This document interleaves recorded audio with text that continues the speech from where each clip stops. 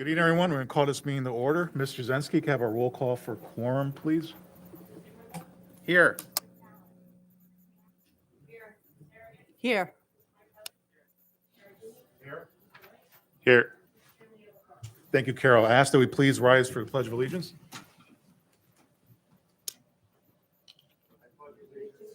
the flag of the United States of America, to the republic for which it stands, one nation, under God.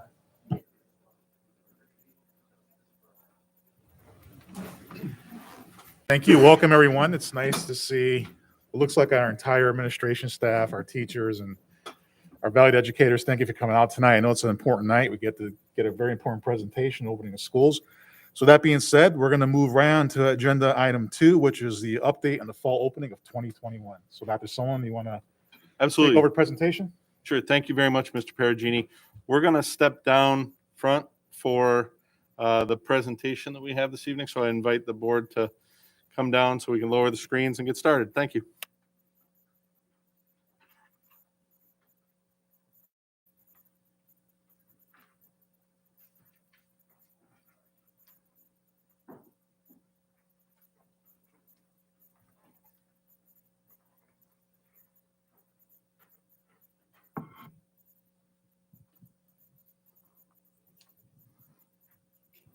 Check.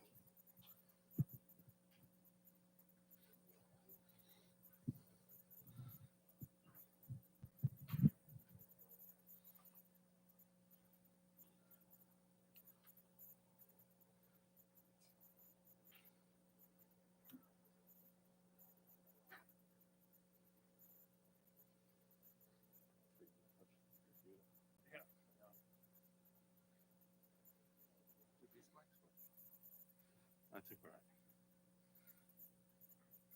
all right, thank you again, Mr. Perugini.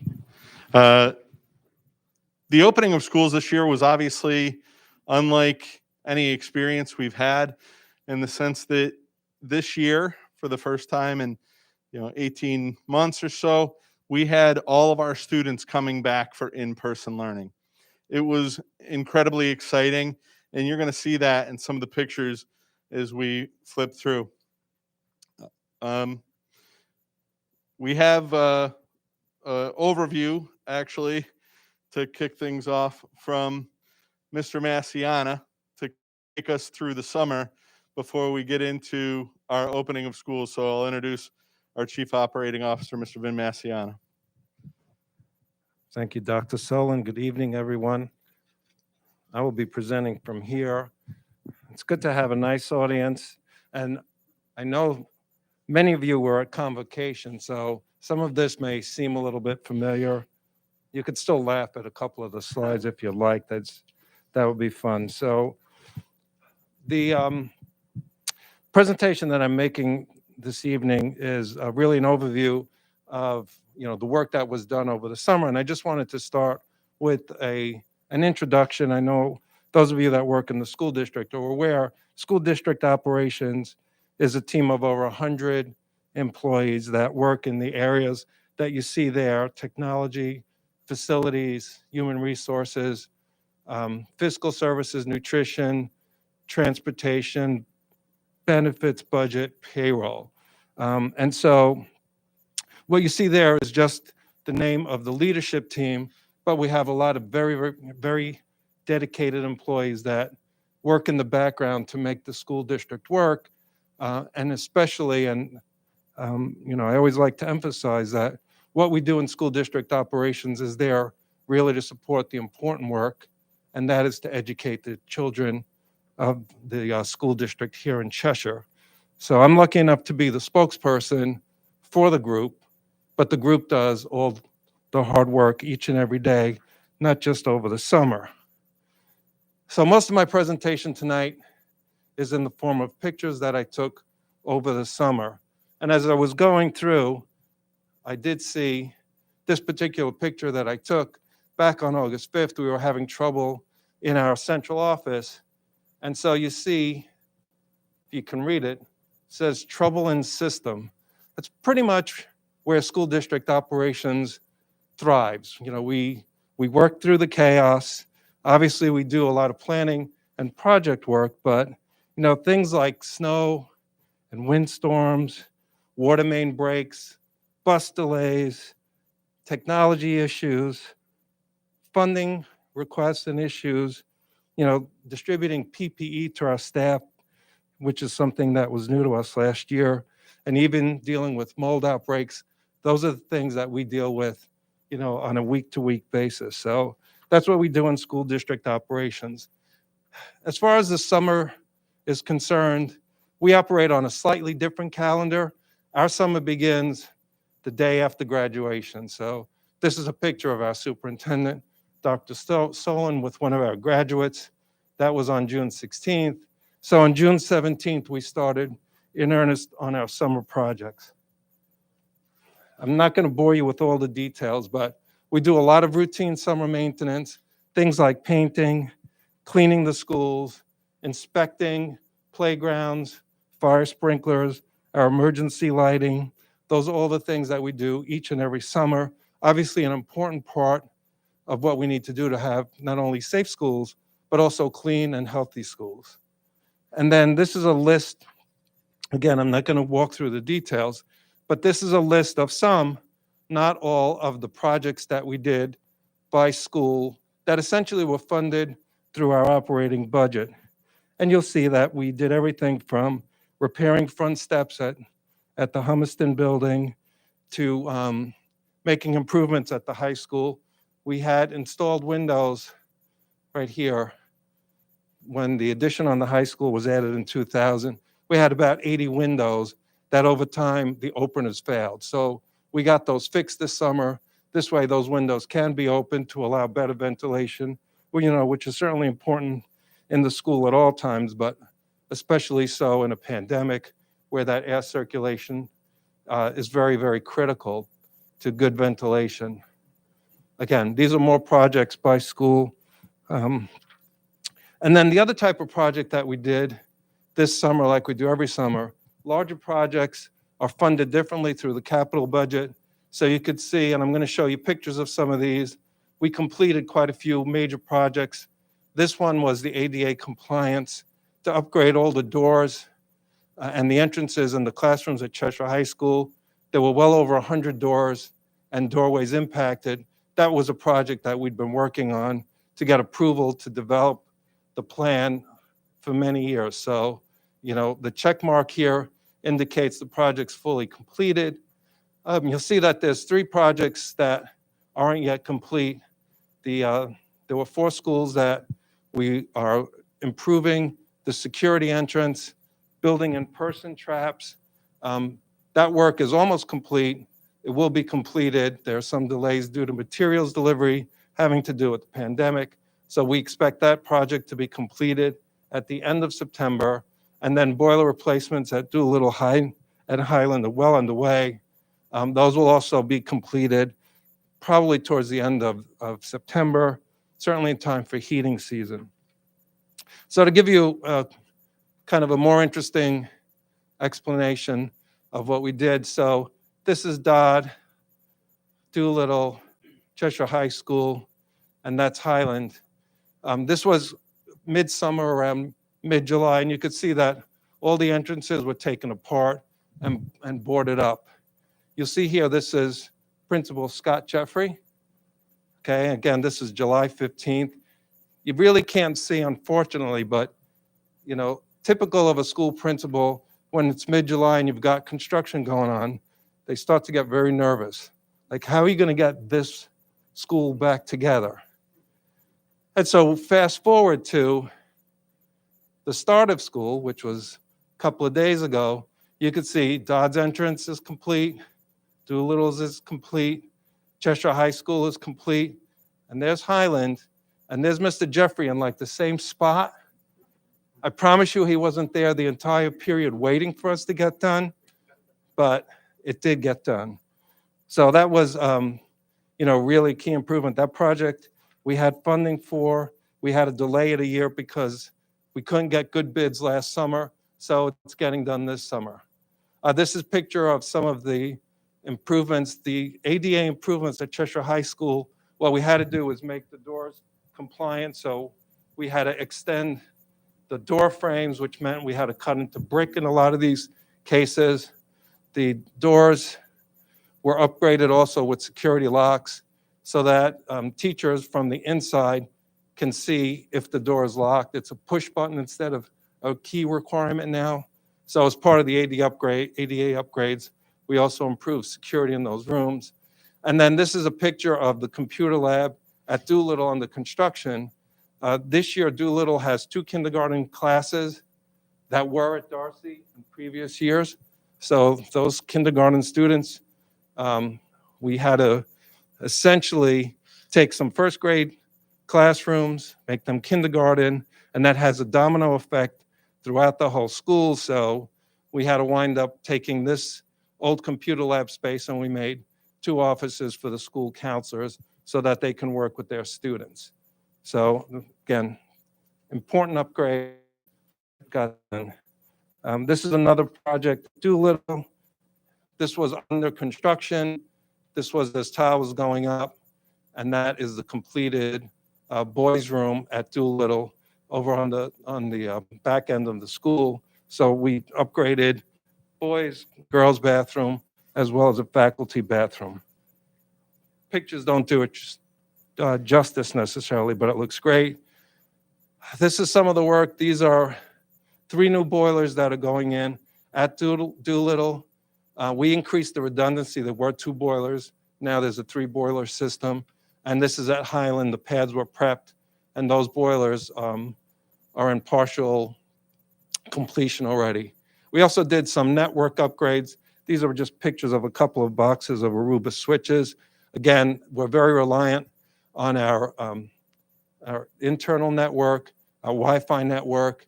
You know, that's how education works these days. And so it's very important that we continue to keep our schools upgraded technology-wise.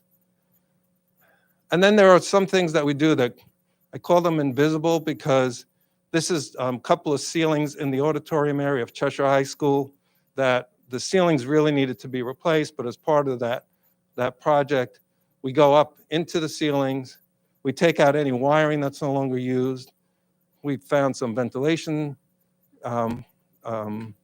infrastructure that could be removed. So we really clean up the guts of the inside of the ceiling. And this is a building that, you know, Cheshire High School is over 60 years old.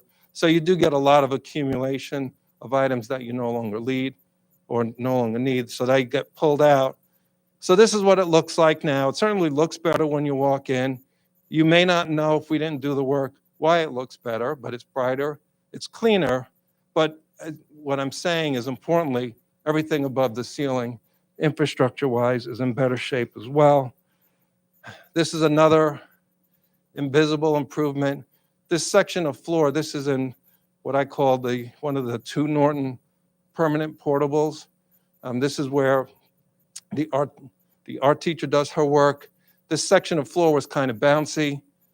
When they went to fix the floor, they realized that it was all rotted subfloor and some of the structure in that floor area. So it had to get ripped out, repaired, and that's what it looks like today, you know, including a new water heater, and some of this millwork is new as well.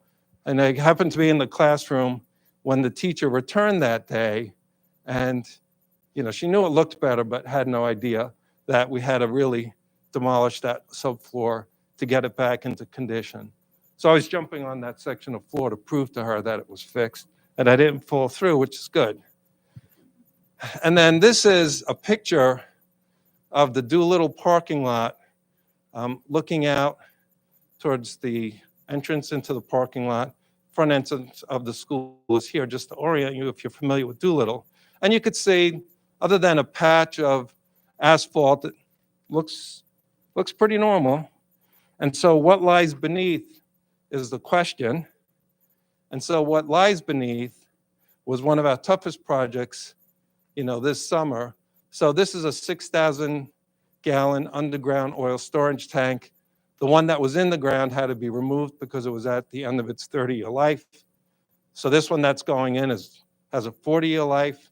I will not have to worry about it. I won't be here for the replacement is what I mean. So the answer is what lies beneath that parking lot, is a 6,000 gallon tank. But to get it in, first of all, we hit a buried concrete barricade. We actually couldn't get through it. So we had to relocate the section where the tank was being placed. There was an underground water main leak that we believe was leaking for a long time. It didn't result from the excavation work, so we had to get that repaired.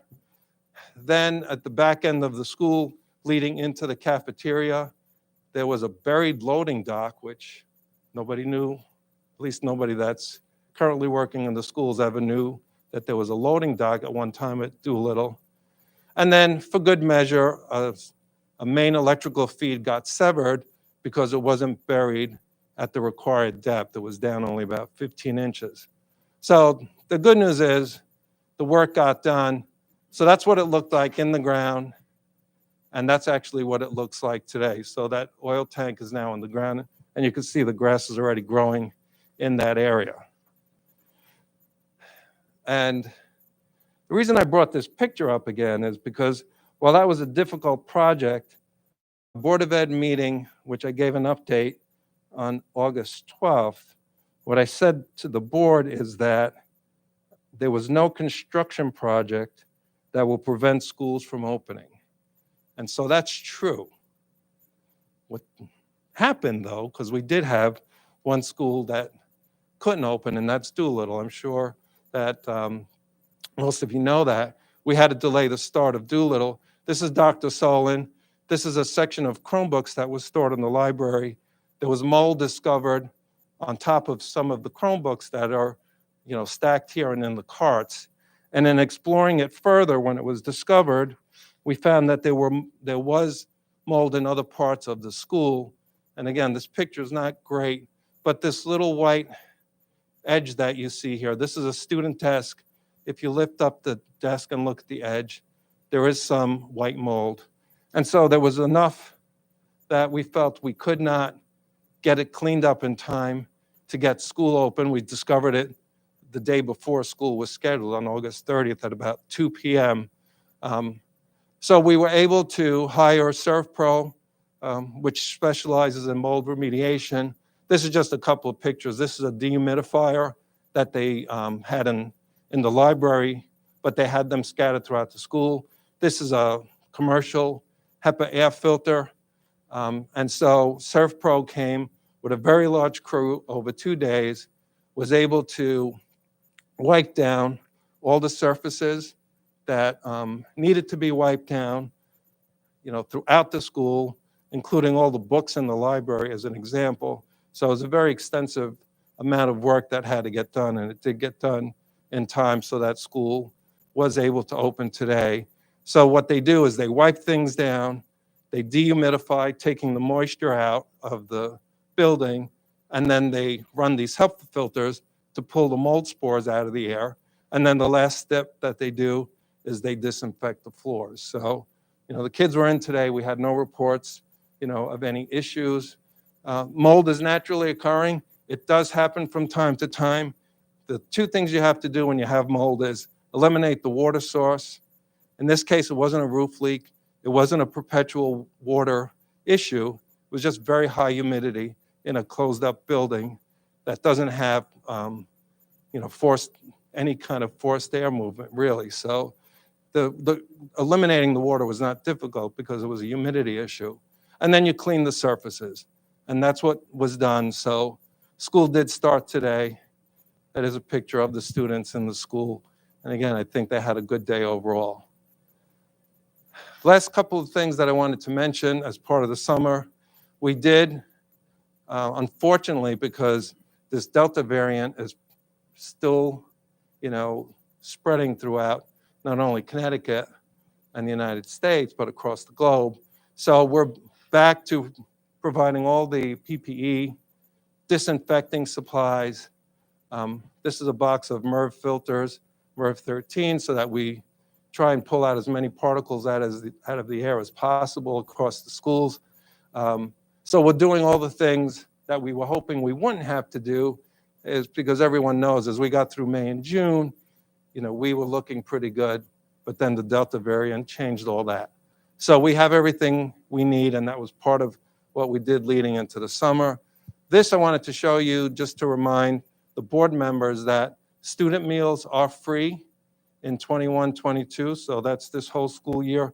This was a planning meeting. It looks odd to see people without masks, but this meeting took place in late June, and it was prior to the mask mandate coming back. So back then, if you were vaccinated, you didn't have to wear a mask when you were seated next to each other. Last couple of things here. We now do our compliance training using an e-learning platform. It's called Vector Solutions. This is the 8 required compliance courses that all employees need to complete. I can't tell you enough about what an improvement this is in not only employees being able to complete the compliance training, but us being able to track and monitor and then follow up with employees who haven't completed. And as this bullet said, even the day before we came back to school, 40% of the staff already completed that online training, and they have until September 30th to go through and complete it. And that is a big improvement we made 2 years ago, and it's working very effectively for us.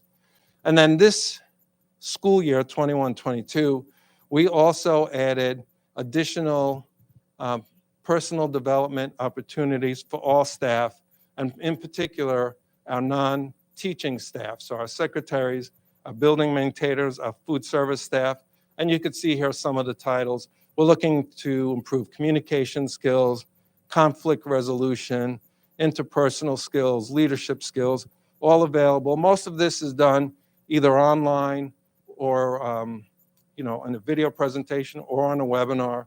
Some of it will be in-person training. But again, that not only helps employees improve their skills, but it also increases job satisfaction and helps create a career path for our staff. And so I explained that our summer began the day after graduation. In school district operations, our summer ends August 30th, not September 22nd. And so this is a picture of the first student day at Highland that, again, was a success. A lot of traffic last couple of days, but other than that, students were in and did quite well in our schools. And so I'm just going to close by saying all systems are normal, including at Doolittle now. So welcome back, to the board, and certainly all our administrators and the parents that are in the room. And let's have a great school year in 21-22. Thank you.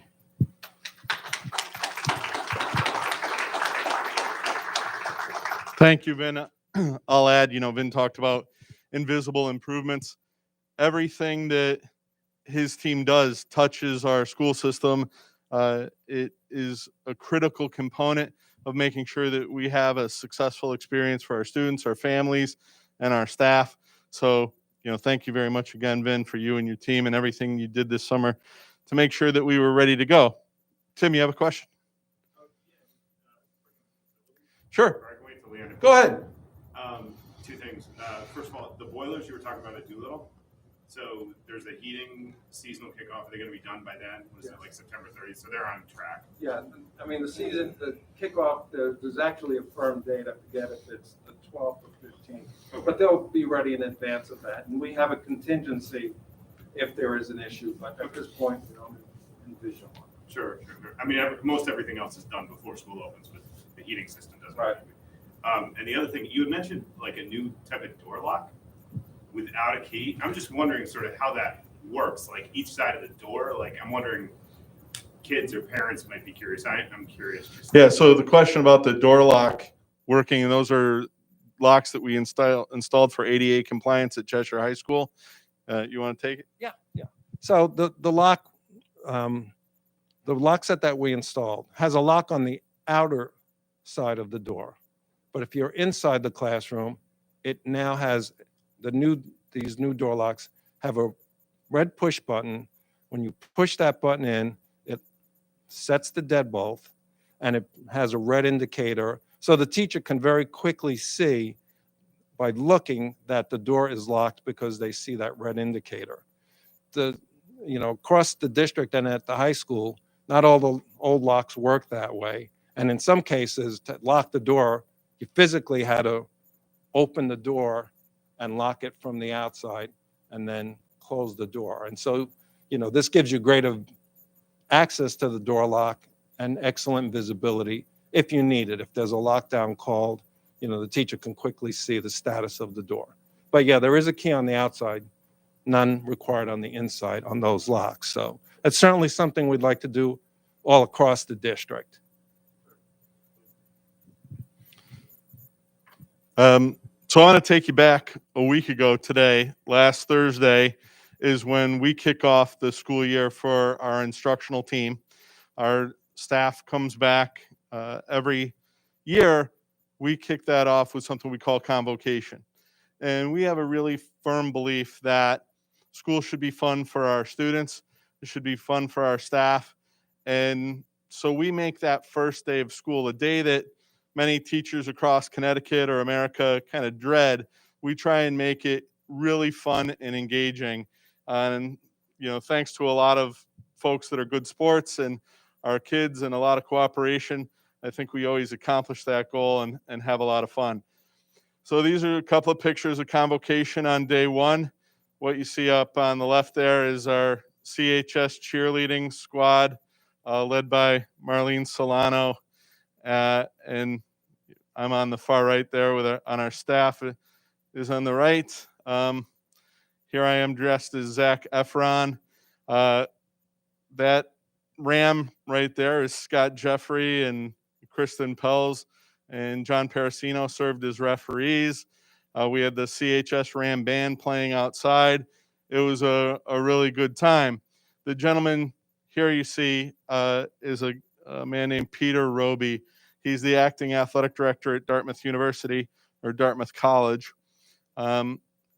And he has a really unique background growing up in New Britain, ultimately went on to play basketball at Harvard and coached at West Point and Stanford and Harvard. And before he is now like I said, the athletic director at Dartmouth, but he also had a long stint for Reebok and really is just such an interesting and grounded man and gave us a great presentation on coaching and leadership because really so much of what our teachers do is coaching, but they also are coached because we aspire to always be better. I think we're an incredible school system, but we're always working on getting better. And personally for us, that means, taking feedback, willing to learn and work hard to be better at what we do. So Peter gave us a great presentation on that. So there are some wonderful opportunities we get during convocation, like naming our instructional assistant of the year, Patty Amato, who's works at Dodd Middle School, working with our reading program there. And then our teacher of the year, Lindsay Grant. She's a teacher at Highland Elementary School. And it's just really incredible to honor these folks that lead our organization and are really shining lights. So we're going to go school by school to take a look at the opening and our projected and actual enrollments. So we'll start with Darcy School. Darcy's a little bit different this year. As you know, given the enrollment growth we've had, we had to take 2 kindergartens out of Darcy and slide them over to Doolittle School. See, the kids are having a great time to kick off their year. It was great to welcome our students. We projected in kindergarten 55 students and had exactly 55 students for the September 2nd enrollment. At Chapman School, you can see our little buckaroos looking a little bit more normal than things looked last year, thankfully for them. A lot of fun to get back. I thought those boards were really cool, celebrating your children's first day of school with who their teacher is, what their favorite things are. Great keepsakes. So Chapman School, our overall enrollment projection was to have 350 total students, we ended up with 345. So we're fairly close on the 2nd of September to the projected enrollment. And then you'll start to see a trend of exceeding our enrollment projections. So welcome back to Doolittle School. Unfortunately delayed, but exciting nevertheless.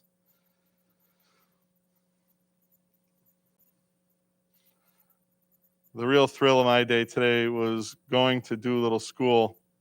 And I had just hung up with another Connecticut superintendent who called me about mold remediation because they were dealing with the same issue.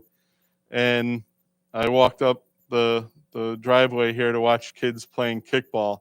And the cheering, the screaming, the fun they were having, it was really, really cool to see that back in our schools again.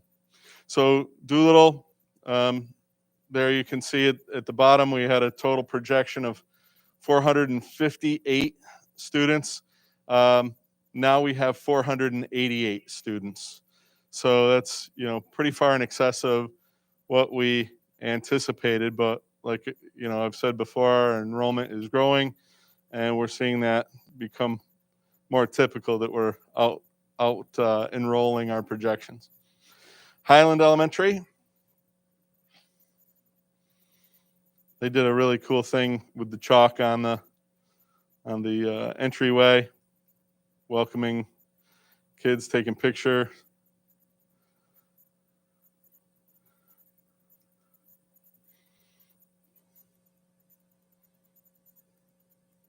Our tent dining. A lot of smiling faces. So we, again, our projection was 767 students.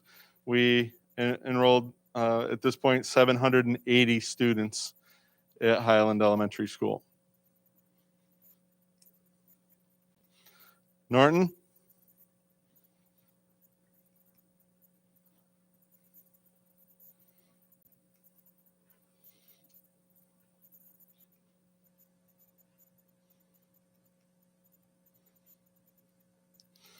So our total projected enrollment was 439, and we were pretty close to spot on at 436.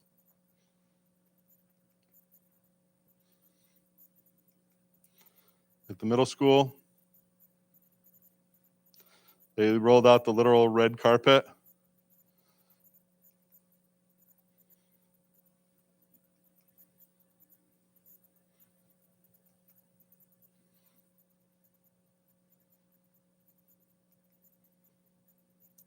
So our projected enrollment last year was 615 students, and we're at 629. You can see a lot of growth really coming in at the 7th grade. Finally, at the high school, welcome to Ramland. Our Link crew does a great job working with our students and preparing students to greet their freshman classmates and students that are new to the school. So all you have to do is look for those green t-shirts, and somebody's there to help you out if you have a question, and the red t-shirts. And we also had like a more of a maroon color with gold for our seniors. It's a tradition at Cheshire High School. So our enrollment here is pretty close to projection, 1337 projected and 1348 the actual enrollment. But you can see it's really the younger grades that are driving it, even at Cheshire High School with 32 beyond projected in the freshman class. So our overall enrollment summary includes K through 6, pre-K through 6 actually, is 2163 was projected, 2214 actual for an enrollment over 51. The total for the district, the projection was 4081. We're at 4206, or 125 beyond what was projected. And that's, for us, the first time in a long time that we've seen enrollment numbers well in excess of what was projected. So that's a sign of growth, and it's a great sign for our community. People want to move here. So transitioning a little bit from our opening of schools and our enrollment, just want to quickly go through what our strategic initiatives were. We've had the same strategic initiatives for 12 years, and that's an issue. That's what we're updating, and it's supposed to be like 10 years, but because of the pandemic, things kind of got pushed back a little bit, and we've updated things since then. But this is a year when we really have to renew what we're doing. And so I'm going to quickly go through that. Our mission statement: Cheshire Public Schools, in partnership with families in the community, will prepare all students to meet the challenges of an ever-changing global society by providing high-quality educational opportunities that inspire lifelong learning and service to others.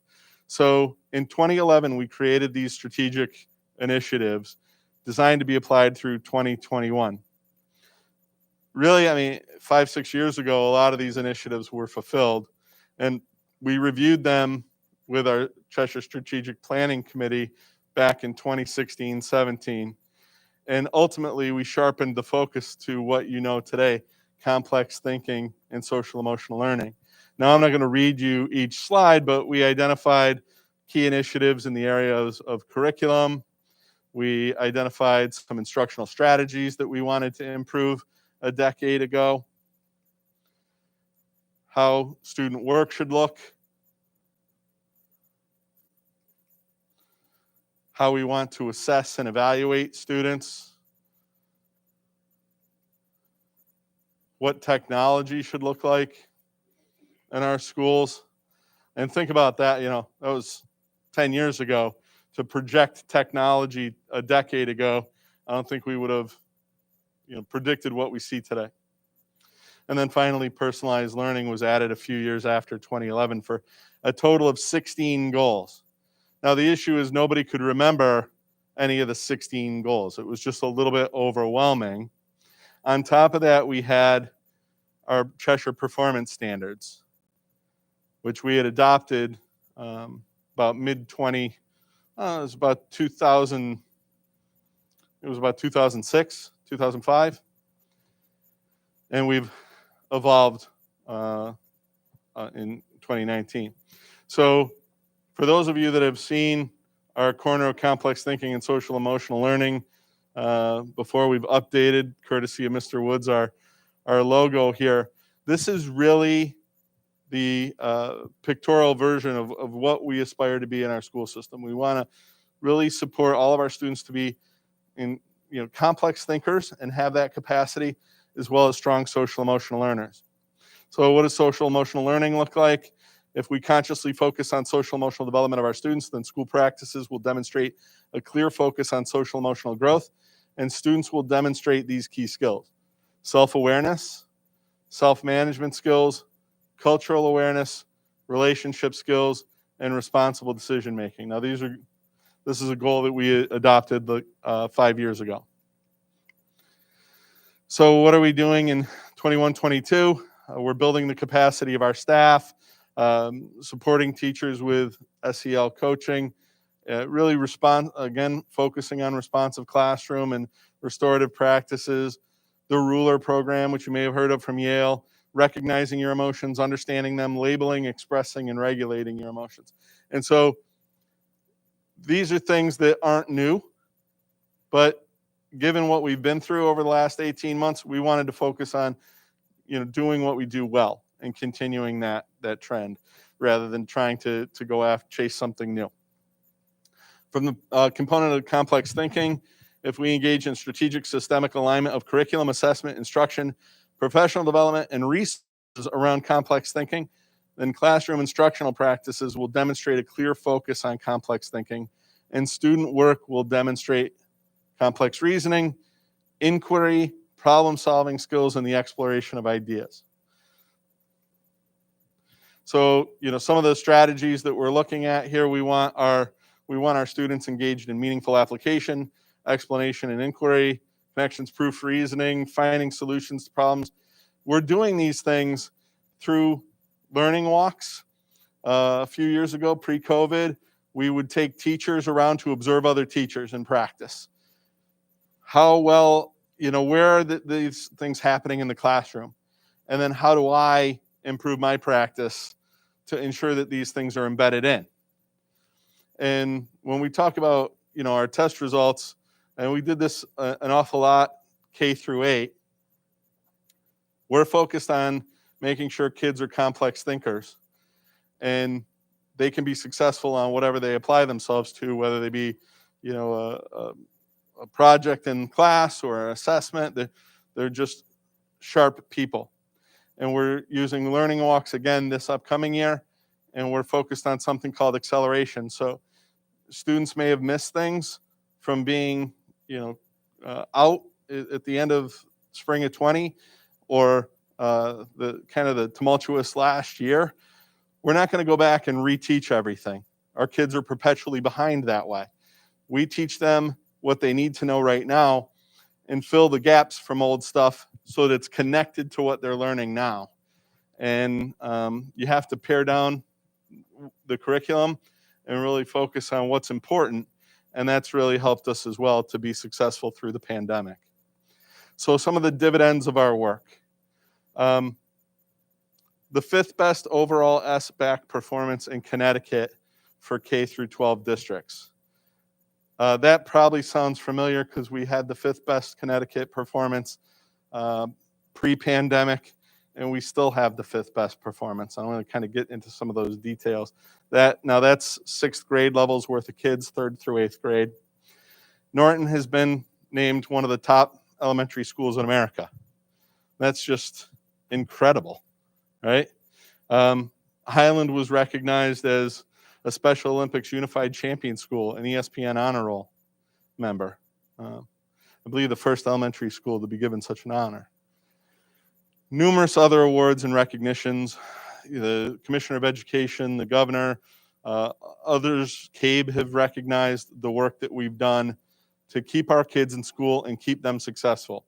And so we're really excited about that. And then, skills you can't possibly quantify. If it weren't for the 5-minute delay that we had here and the technical issues, I'm afraid to play the video because I don't want to mess with our technology, but the video is probably the cutest thing you've ever seen. It's a Darcy student last year walking his mom through some of our SEL skills. So it's something called the dandelion breath, where you close your eyes, take a deep breath, and exhale as if you're blowing the seeds off the top of a dandelion. And then he does another strategy where you do a 3 count on an inhale, 3 count on an exhale.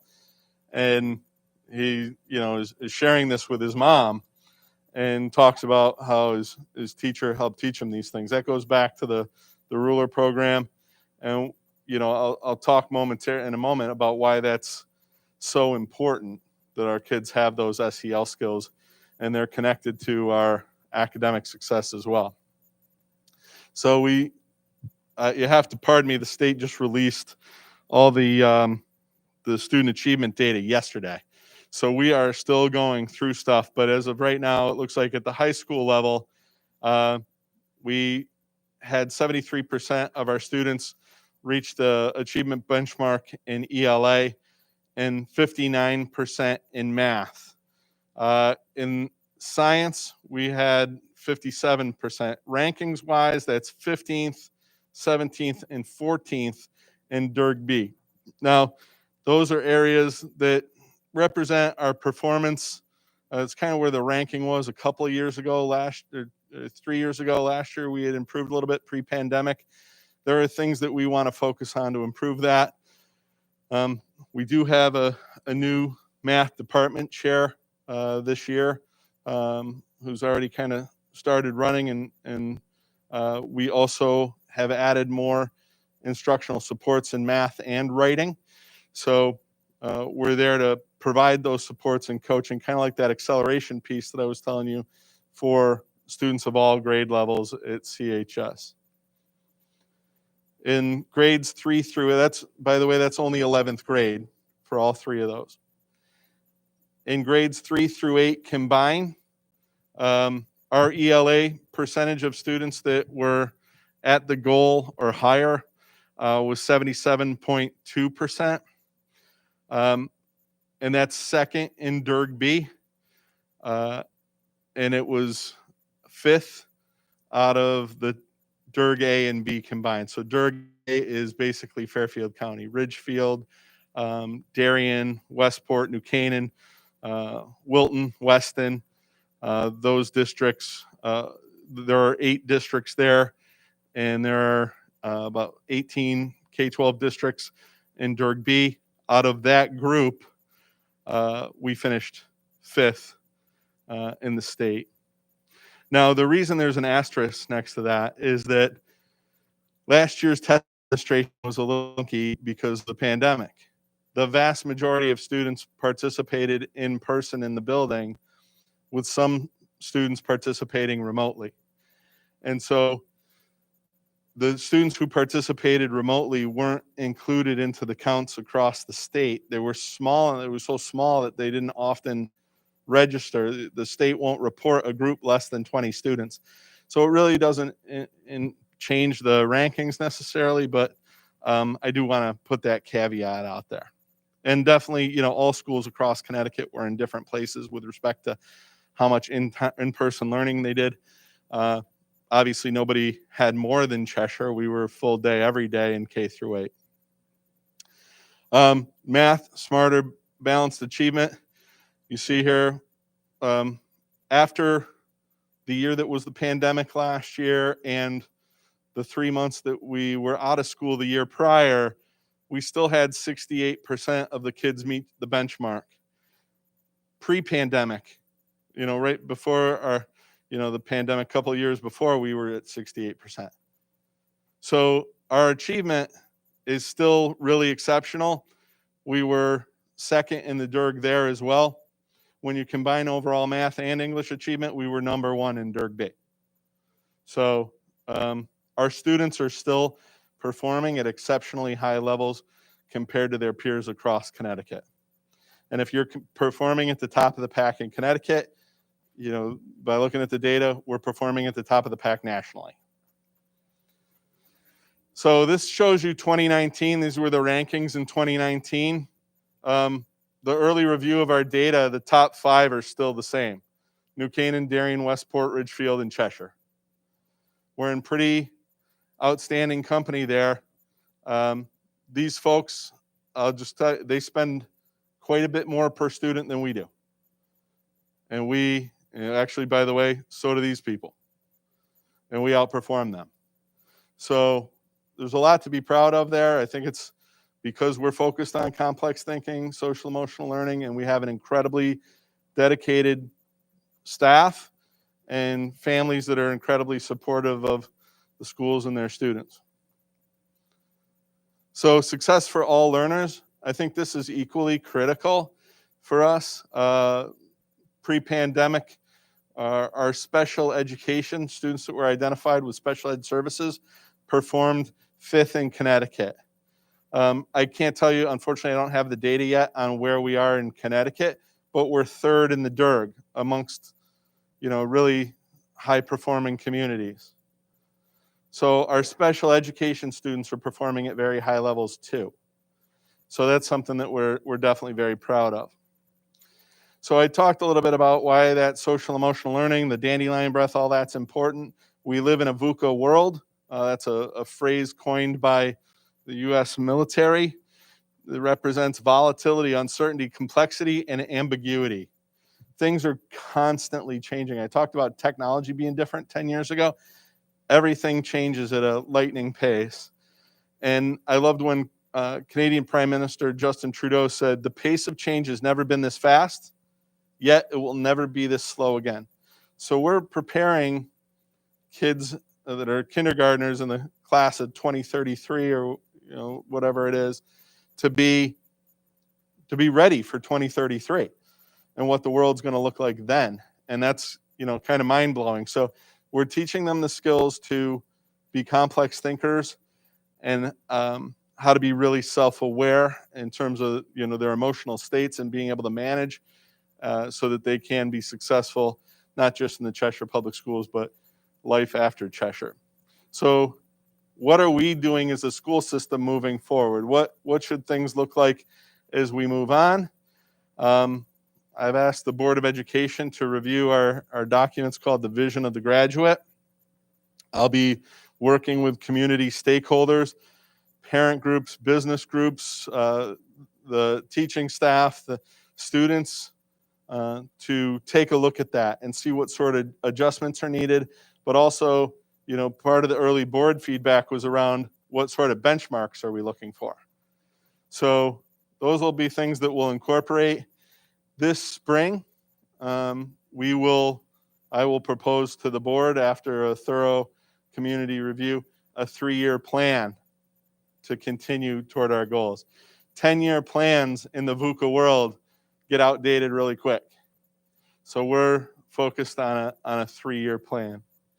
So I know that, I hate standing here and droning on to you, to folks and just going through the slides, but I wanted to give you a thorough overview of, particularly our enrollment, because I know that's such a critical component of our school modernization plan moving forward.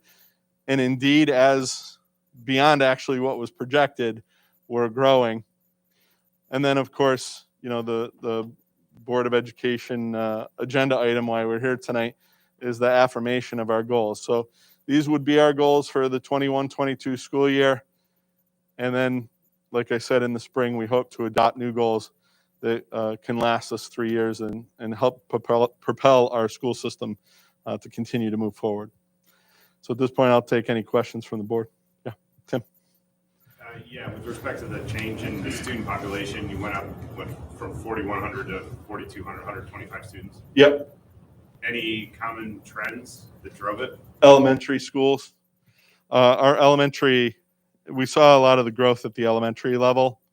And so, obviously, if you've lived in the community over the last year or so, you recognize that the housing market has been very active. And I, half jokingly say people don't move here for the nightlife. They move here to get a great education. And so we see a lot of young families buying homes, and that's reflected in our data. So you had the projected at a moment in time a few months ago versus the actuals. What was last year's actual? So this year's actual a day or two ago was 4220 or something Right. like that. Yeah, I could go back. Do you happen to know what the actual was for last year? Carol, I know we have that. So last year's actual was 4,098. You were thinking drop about 10 or 20 students, and it went up Over 120, yeah. Yep.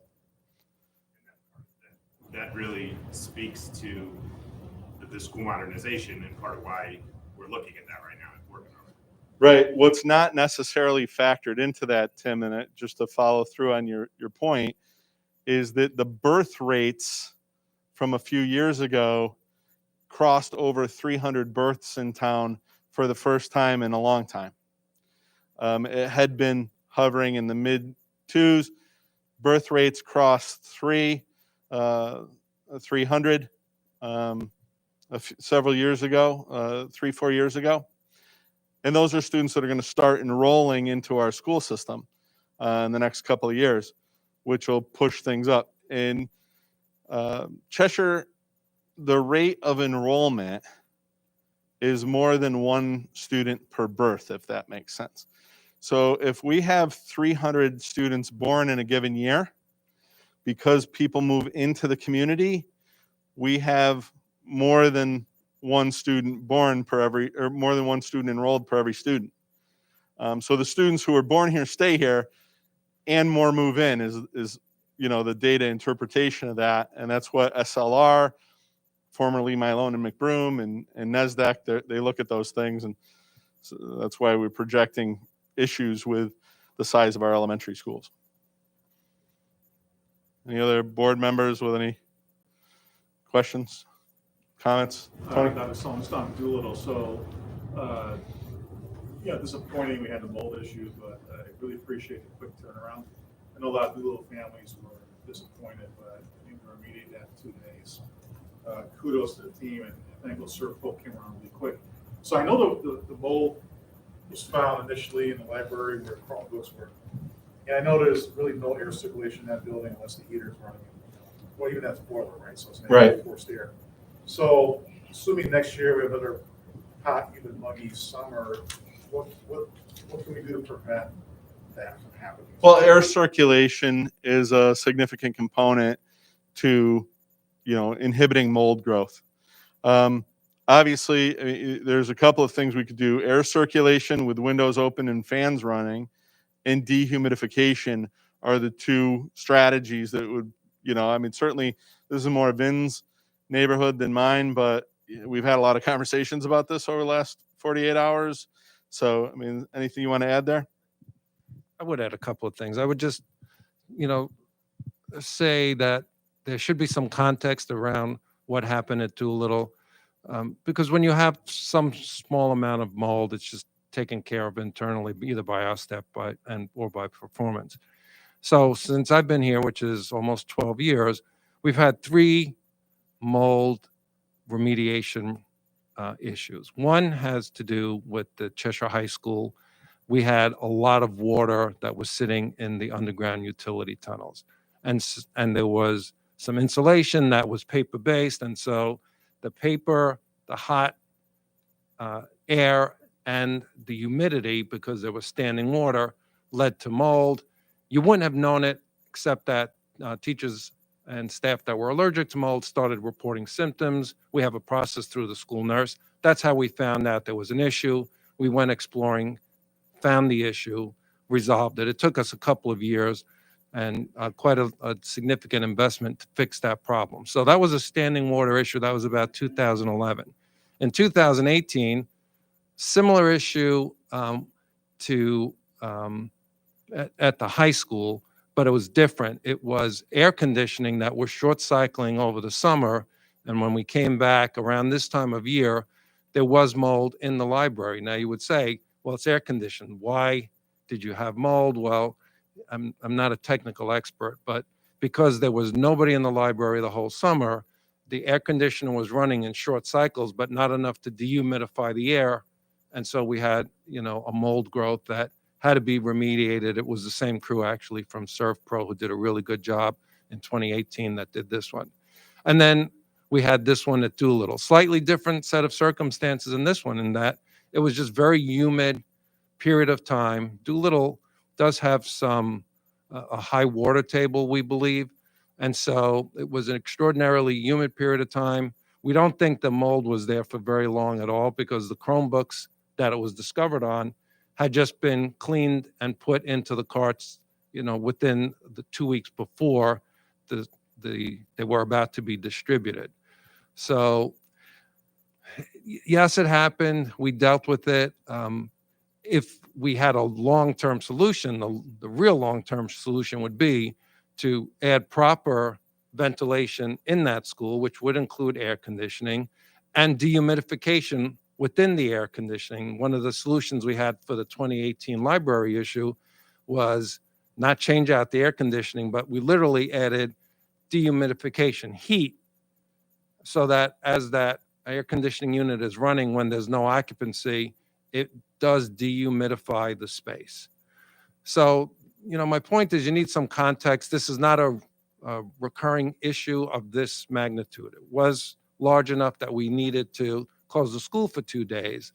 And as Jeff said, for next summer, what we'll clearly do, because we're not going to have, a full-scale solution, we will take, extra precautions, make sure we run some more fans along the floor, open the classroom doors periodically to try and move the air through. It's really, a strategy that does work. We typically do that in all the schools that don't have AC, which is all but Highland.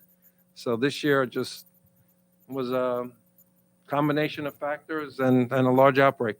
So one last question. Will you continue to test the air at Doolittle periodically to ensure that there's no There's, The air quality is okay, and for parents that have concerns about, especially kids that have, are allergic, or really bothered by even, small amounts of mold, just so that, we can So monitor the- situation. the answer to that is what we'll look for, and this is why the process that we follow is so important. So if anyone has symptoms, whether it's a student or a staff member, it has to get reported to the school nurse, because the school nurse, does maintain a log of the complaints. And if there's a trend that we see that, there are many students or staff that have allergic issues, that gets reported to our maintenance department. We have a regular process called Tools for Schools. We do meet. There's an indoor air quality committee for each of our schools. So we're on top of it from an understanding if there are symptoms being reported. As far as testing, that is not recommended for mold. There is no standard for mold in a school building because mold exists naturally. It's just when the conditions are right, those mold spores will grow rapidly. And that's what happened with us over at Doolittle over the last couple of weeks. So testing isn't the answer. It's really watching for any kind of symptoms being reported and obviously maintaining a regular cleaning cycle. The schools are not cleaned over the summer. There's no reason to do that. All the classrooms are detailed over the summer, but there's not the nightly cleaning and wipe down, which does tend to remove any mold that would be located on the hard surfaces in particular. So you're welcome. Ben talked about really mitigating these problems, not having, quote, a solution that would be, a full scale air conditioning dehumidification system within the building. It's the same thing this morning, not maybe this morning, but on many other mornings with our traffic. We can take small steps to mitigate the issue, but in 2020, people drive their students more than they did in 2050 when the buildings were built. So we can do things that will mitigate the issue, but until the facilities are scaled and designed in a way to handle that sort of vehicle traffic, you're not going to, quote, solve the problem. Today's problem, I will say, is dramatically different than what typically happens. Today we had a substantial 4-car accident. I think it was 4 cars on Route 10. Route 10 was closed. I haven't seen that in forever. It was closed for like 40 minutes, and unfortunately, all of the traffic had to be directed toward Doolittle down Cornwall as a detour. And then we also had an accident at the corner of Academy, Route 68, and Route 10 this morning with 3 vehicles as well, airbags deployed. It was just like a perfect storm this morning after last night's storm. So that this morning was an anomaly unto itself, but otherwise speaking, we're going to try and work on traffic and mitigate those issues. Any other questions from the board? We can entertain a question. Go ahead. So, we could all agree that the mold is dangerous, correct? It depends on the amount. Okay. But we all And do type. agree that mold causes respiratory damage and possibly death. No, I'm really I asking. don't know that I would go. I'm not an expert to be able to answer that question. At the panel, nobody's certified industrial hygienist or has a degree in mycology. Is this correct? Yeah. Okay, I'm just asking. Yeah. So, but you responded in my email, you said it's not black mold, but when you put up a picture up there, Mr. Masher says it's a white ring, but all I see is black in the center. Yeah. So was there a that- test on the mold? That's wood. No, what there you was saw. mold on the wood. Right. The Yeah, white could- stuff. Could we go back to it or no? Um, I just have a few questions because I'm here on behalf of the Doolittle, the community here's got major concerns over the mold. I don't want to compare the mold to a traffic incident. That's not a fair comparison. So I'd like to just get back to the screen that you showed. yeah, I'm getting there. Yep. Because you did state in an email that it's not black mold. Yeah, So that's I'm wondering correct. what variant of mold it is, and if we had it tested. White or gray? No, we didn't test it. You can look at it and see it. And ServPro, who does do this every day and has qualified people know what Well, it yeah, is. we more or less put a Band-Aid on an ongoing problem since 2010. How much did the remediation That's your cost? characterization. What was that? That's your characterization. No, those are the facts, because mold just Okay, doesn't we disappear. can Those- disagree. I've talked to many specialists. Oh yeah, it's available in nature. That's what we remind everyone tonight, there is no public comment tonight because it's more of a showcase. Oh, we can't ask questions about No, mold that our not kids go to tonight. You school? can later this month, but you can certainly sign Dr. Sullivan, so we're gonna cut comment at this point and get back to the. All right, I just want to see the mold though, just so we're clear that when the Yeah. statement, it's not black mold. Well, actually, that's like email the presentation if you want. Yeah, it's going to be available online Well, I tomorrow. got the text message, an hour before our meeting here.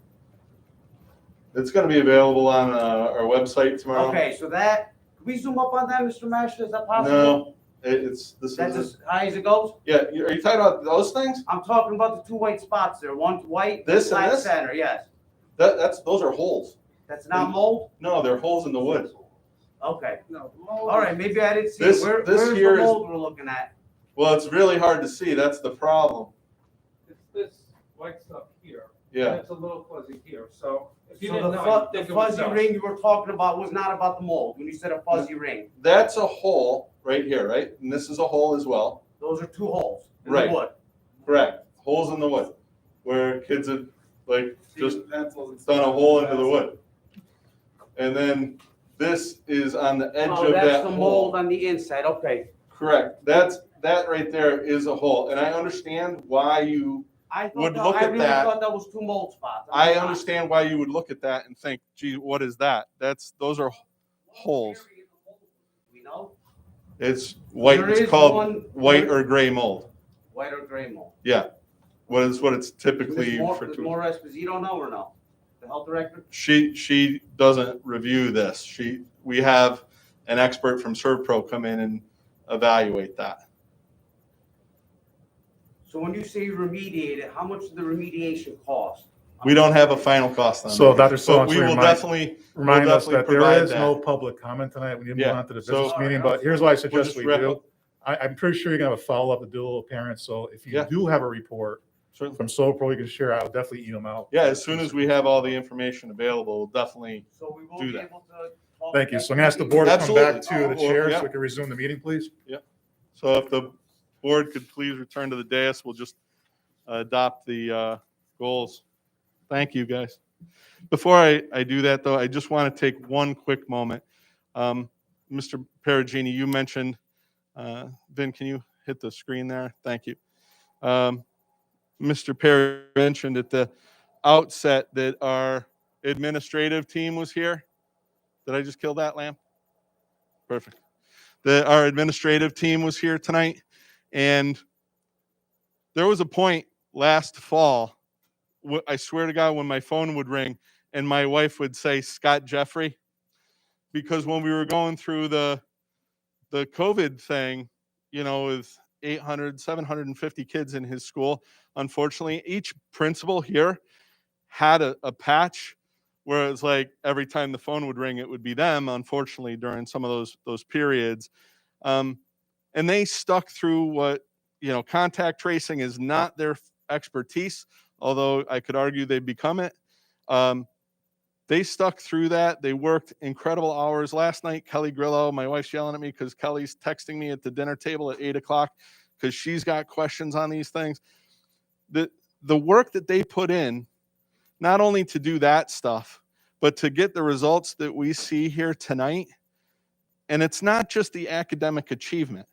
It's the fact that our kids are well adjusted enough to have that sort of academic achievement, to be able to come to school every day, feel loved, feel cared for, feel like they belong, and able to perform on that level.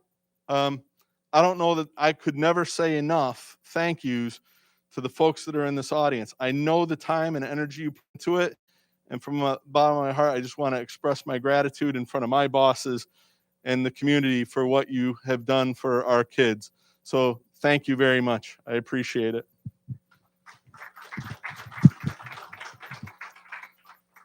Thank you, Dr. Sullivan, Mr. Mansana, for the presentation. As Dr. Dr. Stone noted the presentation will be available online. And for any parent that has any questions on the mold issue, please email CPS COVID-19 at Cheshire. P12.ct.us. I should remember this one by heart now. It'll get that out to you. So a lot of information there. And really appreciate the praise to the Doolittle community for the latest schools. As I heard from many parents and some today, very happy with the outcome. Very happy the kids are back there. They didn't seem to miss a beat. They seem very happy. And so I want to iterate, I'm sure on behalf of the board, I can speak as well, but I know it's probably a very emotional day for all you folks out there, being their first day of school, considering what you went through last year. So I definitely echo Dr. Solon's praise that while it's not always ideal, I think you're doing an outstanding job getting our kids back to school acclimated. We all know they do much better when they're in our school buildings, interacting, learning, having that social emotional dialogue. It's critical. So on behalf of my kids, thank you very much for making this happen.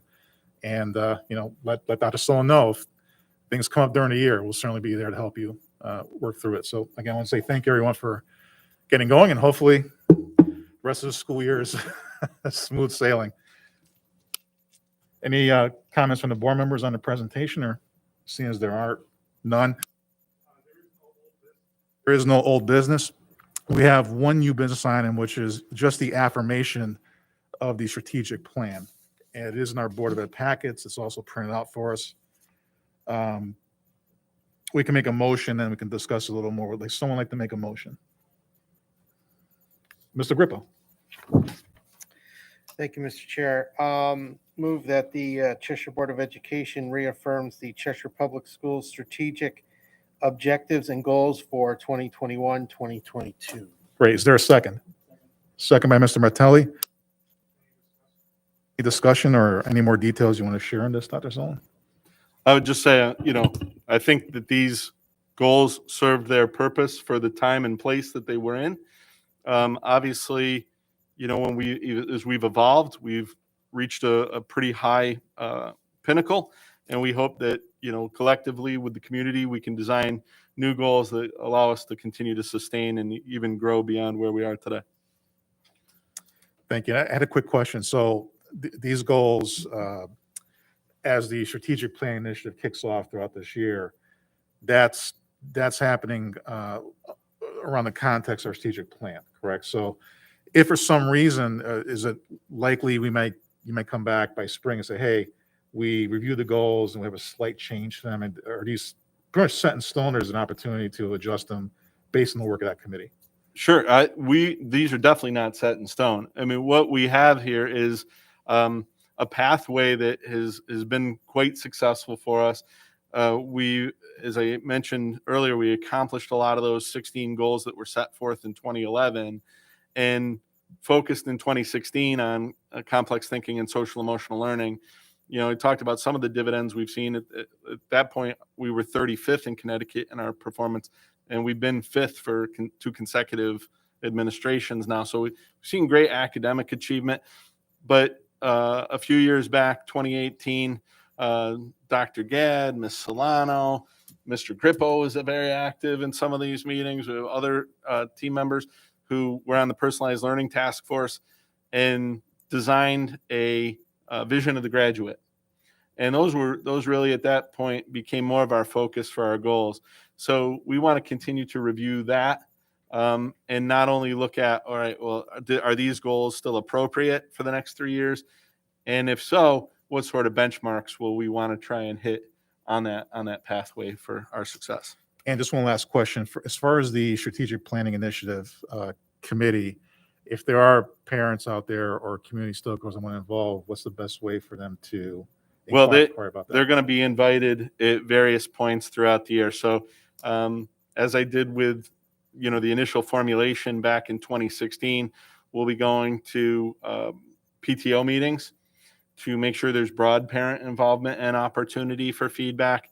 But like I said, I think my favorite part was meeting with students at Cheshire High and at the middle school. They were really instrumental in ensuring that we had a social emotional learning goal. I mean, they told me that was really critical to them. And, as a former mental health professional, it just, so obvious when they pointed it out. Thank you for that. Any questions from the board? Tim, yes. Thanks. With regard to the PTA meetings, do you have a sense across all your schools generally, are they going to be online, in person? Any rules at this point? Yeah, unfortunately, right now it looks like they'll be predominantly online.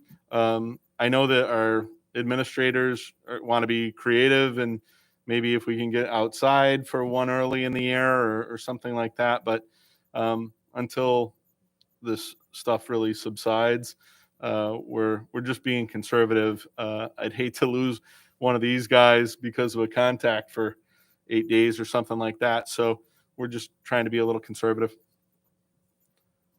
Thank you. Thanks, Tim. Any other questions from the board? Seeing as there is none, the motion is that the Cheshire Board of Education reaffirms the Cheshire Public Schools strategic objectives and goals for 2021, 2022. All those in favor? It is unanimous. Thank you, team. We have no, well, we thought about business. There's none. Before I call motion to adjourn, just a couple of upcoming meetings. Our next Board of Ed business meeting is September 23rd here in Town Council Chambers, 7:30 p.m. There will be an open forum here in Town Council Chambers on October 7th. And I will follow up with the two parents that are earlier. That's certainly an opportunity for an open dialogue, more or less, with the board, where we can actually sit down out there, break up into groups, and talk about finances, planning, various committees, and have a little bit more back and forth dialogue. So stay tuned for that. We'll probably have more details on that at the December 23rd meeting. And that's really the upcoming is this month. We may have a curriculum committee meeting on the 13th. Faith is working with Marlene, Ann, and myself on the agenda for that. So hopefully we'll have more details next week. But hopefully the rest of this month is fairly smooth sailing for you out there. And again, thank you for getting schools back open again. That being said, I'm going to call for a motion to adjourn. Just like to make a motion. Tim. Motion to adjourn. Second? Second by Faith. All those in favor? Unanimous. Thank you. This meeting is adjourned. Thank you for coming here tonight. We'll see you soon.